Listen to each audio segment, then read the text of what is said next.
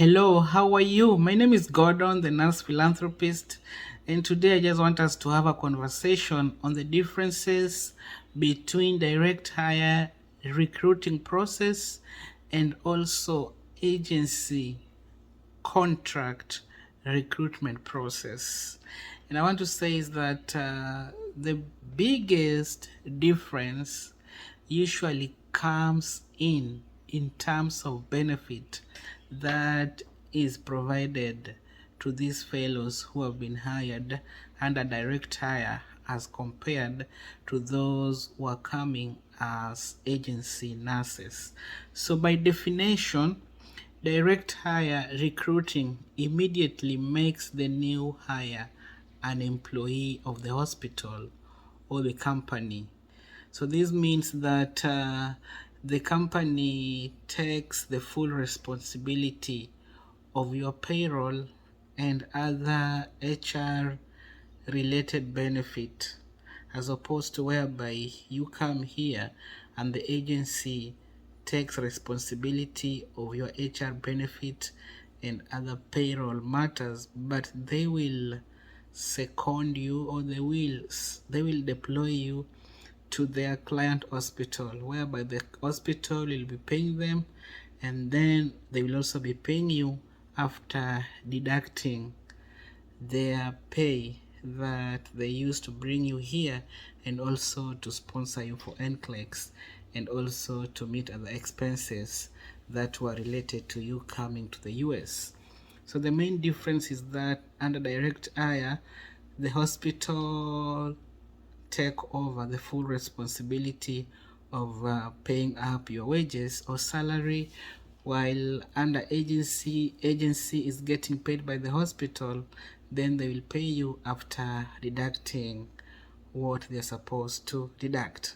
And I want to say that it is not always true that if you are hired by agency, whatever you'll be getting is less compared to what the person being hired by under direct hire is getting, because most of the time even the agency will only pay you the prevailing wage, so they won't pay you less and they won't pay you more.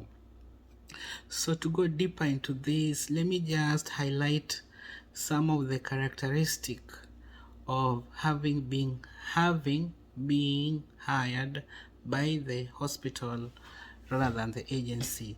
So one of the main difference that have also touched on is the enhanced benefit that is bestowed upon that person who has been hired directly by the hospital. So if you have been hired directly by the hospital, you will be entitled to an enhanced health cover, dental, and also vision cover. You'll also be entitled to retirement benefit, life insurance, etc. So just to give a good point of view is that the cover that is usually being provided by the agency is less superior compared to what you get from the hospital, and even the hospital one is usually more affordable. So the agency is only affordable if you are taking the cover for yourself, but the moment you introduce your dependents into that cover, it becomes so much expensive.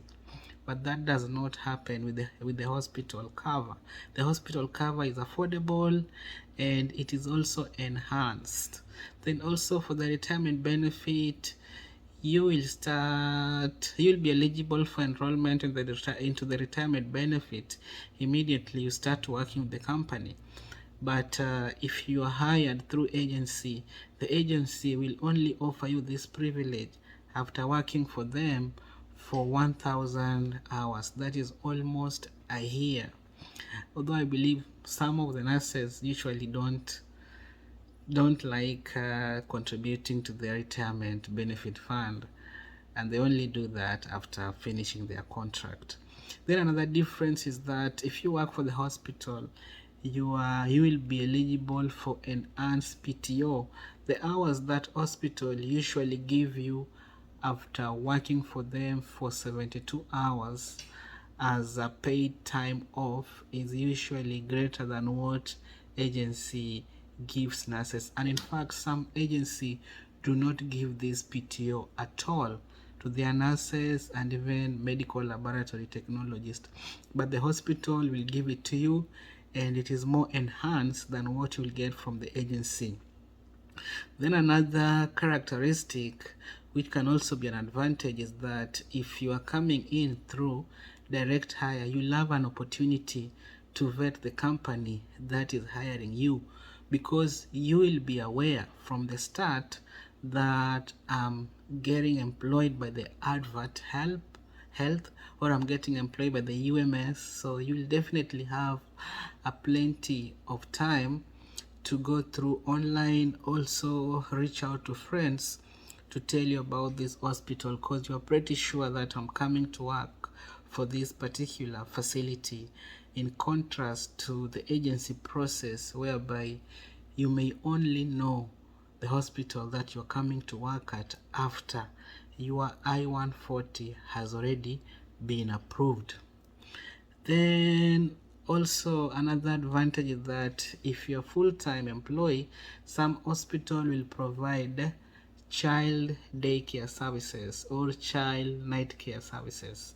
So but if you are employed by the agency, most of the time the hospital will restrict you from accessing this benefit that they offer to their full-time employees, because this is one of the way of convincing employees to sign up with the hospital, because they will get those kind of benefits. So they can't extend this to someone who is coming to them as a contracted nurse or a contracted medical laboratory technologist or contracted professional to enjoy the similar benefit that they use to keep their nurses or their other employees to work for them longer.